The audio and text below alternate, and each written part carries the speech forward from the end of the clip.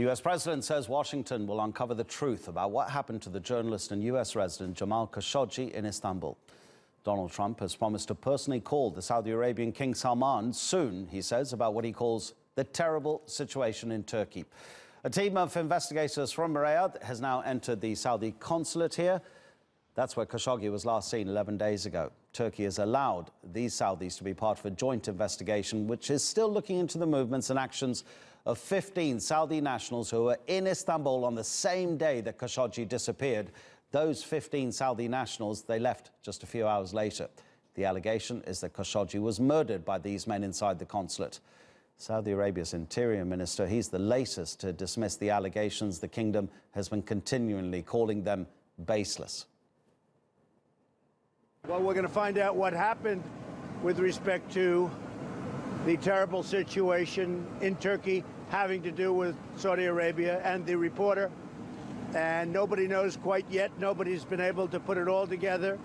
People are starting to form ideas, and as they're formed, we'll let you know. But it certainly is a terrible thing. I will say that they are looking very hard and fast. And not only us, a lot of people are looking to find out, because it is potentially a really, really terrible situation. So we'll see what happens. Our North America correspondent John Brain has more on how this case may affect the relationship between the US and Saudi Arabia. Well, the political and diplomatic fallout from this crisis is continuing, and there's also financial fallout, with many big names pulling out of a planned investment conference in Saudi Arabia for next week. Also at stake, a $110 billion arms deal signed by Donald Trump in Riyadh last year. Let's talk to Dr. Jeff Stacey, who worked in the State Department under Obama. Could Congress really stop that arms deal going ahead? They could. They've got the power to do so in terms of legislative prerogative on this, and they're threatening to do so on both sides of the aisle. That support is there.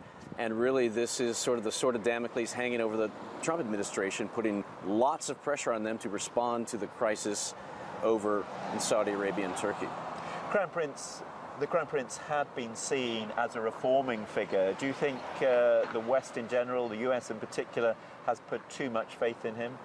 It's possible, but it looks like he still is desirous of continuing to be a reformer and a change agent of major proportion in Saudi Arabia and in the region. That points to how important he and this relationship is. So this comes at, couldn't come at a worse time in that sense, because of all the stakes that we're looking at, from the war in Syria to obviously the GCC crisis. The U.S. really needs this strong ally, which is stronger than ever. With the Trump administration, there's really a kind of special relationship now here that's at stake. And we, the U.S., need Saudi Arabia to provide this kind of leadership to end, the difficulties with Qatar and to bring that alliance back together so it can do some important things in the region, Syria, Yemen, and others. We're still obviously waiting for these clarifications, and hopefully this is an abducted person's case, not what we're now starting to believe it is.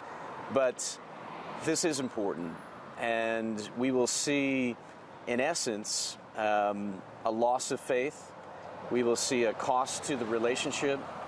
The Trump administration will be forced to start to hold them more at arm's length, at least in the interim. But then they're going to have to find a way to move past this. And it will have a lot to do with the demonstrated behavioral change in Saudi Arabia. Will the Crown Prince understand that if this has happened, if he has ordered this, that this was a major, major misjudgment and a bit of recklessness at the same time? So he'll need to, both in words and in deeds, show demonstrated behavior that contributes to the U.S., the shared relationship and the interests of the United States and Saudi Arabia. Thank you very much indeed. Well, of course, Saudi Arabia still categorically denying any involvement in the disappearance of Khashoggi. This is rumbling on and on.